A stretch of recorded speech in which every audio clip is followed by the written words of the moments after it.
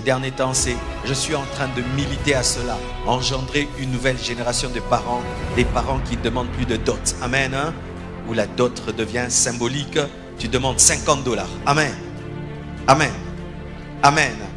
Et nous pouvons changer le Congo. Amen. Tu viens épouser ma fille. Je te dis, monsieur, donne-moi ce qu'il y a dans les poches, cela me va. Et je vous assure, il y aura moins de pauvres au Congo, parce que l'une des choses qui appauvrit les Congolais, c'est la dot, la prédot, le civil et le religieux.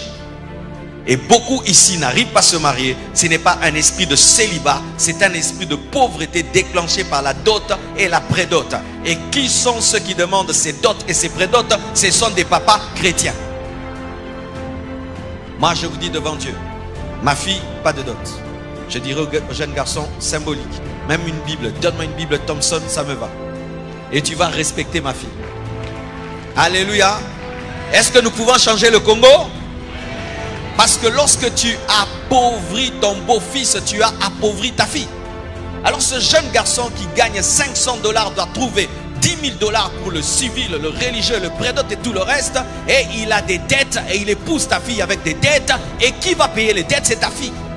Tu t'es appauvri en appauvrissant le fils d'autrui. Ceux qui ont l'argent en Europe ne demandent rien. Ils sont plus intelligents que nous, mes frères. Ainsi, nous faisons des prédots à $1000 et des dots de $3000.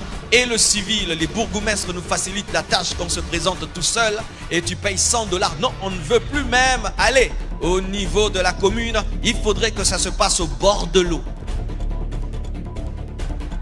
Et après ça, il faut un mariage religieux avec 1000 personnes. Et parmi les 1000 invités, tu ne connais que 100 personnes. Et tu fais le mariage de l'année qui t'a coûté $20 000. Et après, tu n'as rien dans les poches. Et pire, dans les églises, vous faites des faire-part pour vous marier. Quelle honte que de se marier avec de faire-part. C'est pourquoi on ne respecte pas ta femme. Faites des mariages simples. Alléluia. Faites des mariages simples. Et n'invitez pas tout le monde. Ayez le courage de dire je ne t'invite pas. Je n'ai pas l'argent pour inviter toute l'église. J'invite 50 personnes. Alléluia. Arrêtons d'être gloutons, voulant toujours prendre ce sucré que nous pouvons boire à la maison.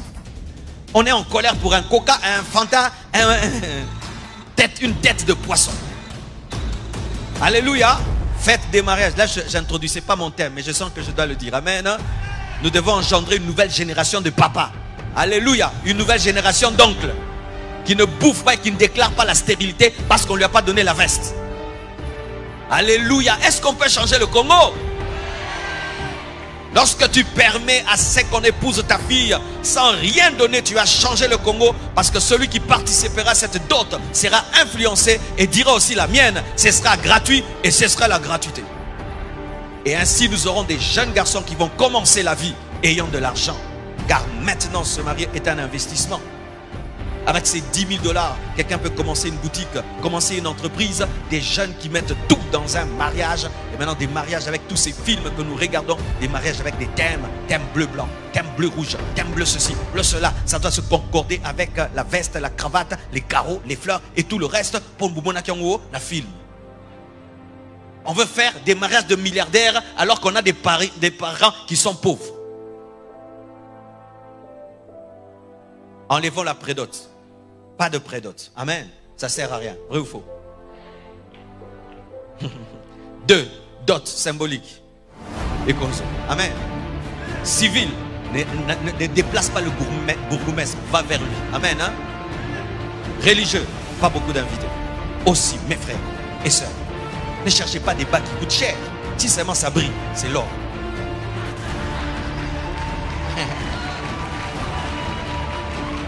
Amen. Le jour de mon mariage, je me suis coiffé moi-même. Moi-même et Kozo. Moi-même. Je n'avais pas une nouvelle veste. Quelqu'un m'avait donné une ancienne veste. Mais je me suis marié sans dette, avec excédent financier.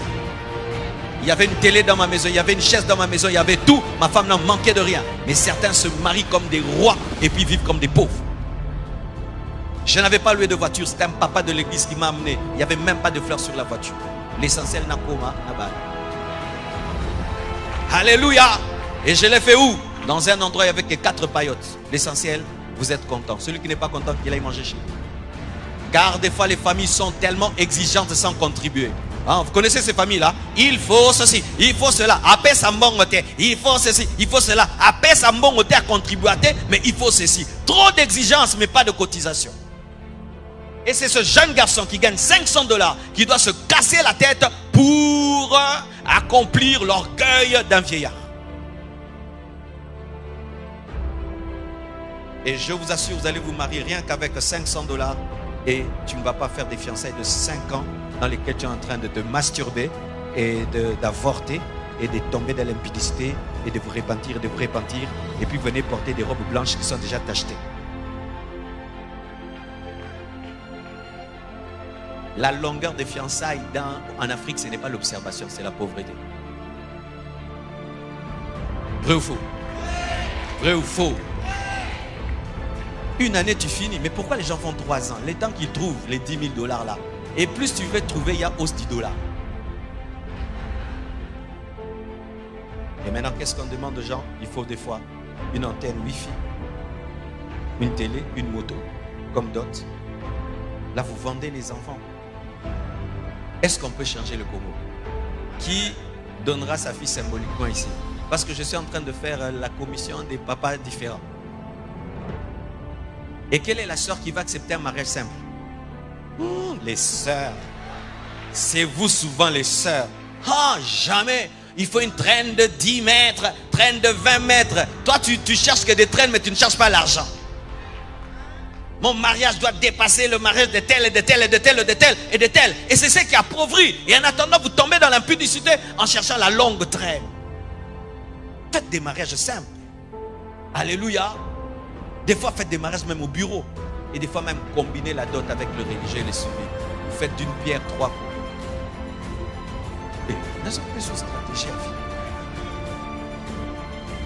Le jour, la dot, et puis vous amenez le bourgmestre, il fait tout, et puis le pasteur, il bénit.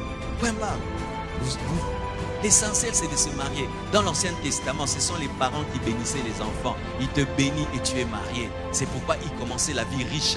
Aujourd'hui, nous commençons dans la pauvreté et avec des dettes. C'est pourquoi les églises sont pauvres, le pays est pauvre. Parce que qui change une économie? C'est la jeunesse. Mais les jeunes sont piégés où? Dans le mariage. Dans le mariage. Lorsque un sprinter veut démarrer, il commence sur un starter, n'est-ce pas? C'est le starter qui lui donne la pression. Si tu ne lui donnes pas le starter, il va perdre. Et le starter de la vie, c'est le mariage. Maintenant, je veux commencer la vie. J'ai besoin d'avoir au moins $20 000. Mais ces $20 000, je les mets dans une fête et je commence avec 0. Et si tu es une femme très féconde, le jour de la nuit de noces, directement elle est enceinte, ma passe en plus. Là, tu es béni vraiment. Tu as dépensé les $20 000 dans une fête et puis ta femme est enceinte. Et puis 9 mois après, tu te retrouves avec 2 bambins. 2 bambins, un salaire de $500. Les bambins, les pampers. Pampers, tu connais pampers? Quand tu te maries, le mot pampers reviendra, c'est récurrent. Pampers, amen. Nido 1, Nido 2, Gigos 1, Gigos 2. Allez à l'hôpital, pédiatre. Tu connais le pédiatre? Tu le rencontreras souvent. Pédiatre, et aujourd'hui, les pédiatres coûtent très cher. Imagine ça. Après une année, ta vie est changée. Tu as 2 enfants. Là, réfléchissez bien.